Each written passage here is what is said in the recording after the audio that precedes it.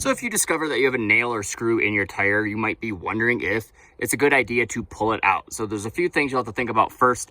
Firstly is if it's losing air already. Is the TP, the tire pressure monitoring system in your vehicle going off already? That means that your tire is low on air. Is that how you found that you have a nail or screw in your tire? Because if that's the case, you need to get it fixed as soon as possible. So don't pull it out yet, because once you pull it out, it's going to be losing more air. So if that's not going off yet, you still probably should just leave it in there unless you're able to fix it yourself or get to a dealership.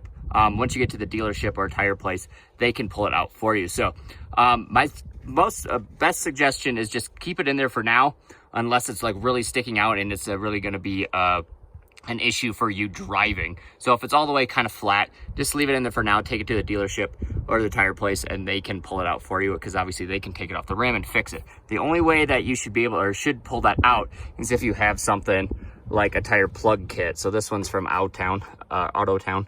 It's been working great, but it actually has the plugs. The fix it flat stuff definitely doesn't work as well. This will actually plug it. This is pretty much what the dealerships are going to do for you anyway. So if you have something like this, then you can go ahead and pull out your nail or screw.